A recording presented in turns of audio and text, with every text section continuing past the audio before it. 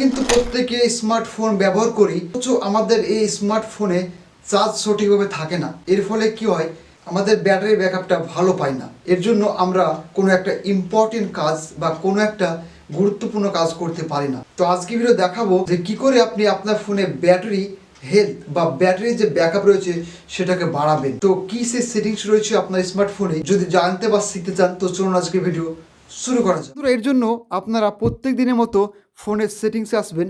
সেটিংসে এসে নিচে আসবেন, নিচে এসে ব্যাটারি বলে একটা অপশান পেয়ে যাবেন। এই ব্যাটারি অপশান ট্যাপ করবেন।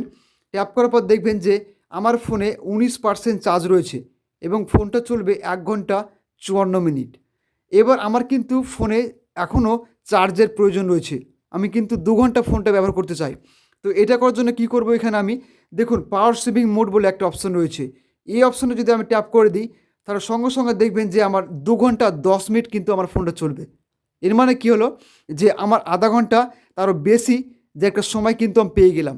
মানে আমি সেই সময়টা কিন্তু আমি কোনো একটা গুরুত্বপূর্ণ কাজ করতে পারবো এই ফোনটার মাধ্যম দিয়ে।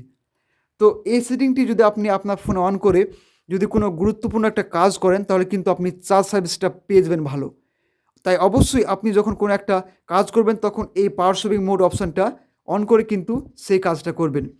তো দেখুন আমি এই পাওয়ার সেভিং মোড অপশানটা অফ করে দিলাম, সঙ্গে সঙ্গে দেখুন আমার চার্জের যে মিনিট রয়েছে, ঘন্টা রয়েছে সেটা কিন্তু কমে গেল। কিন্তু আমি এটাকে অন করে দেবো, অন করে দিলে দেখতে পাবেন যে 2 ঘন্টা 10 মিনিট কিন্তু আমার ফোনটা চলবে।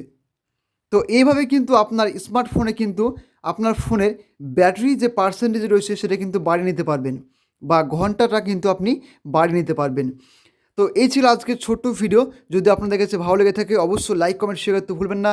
Thank you so much. দেখা হবে একটি নতুন ভিডিওতে।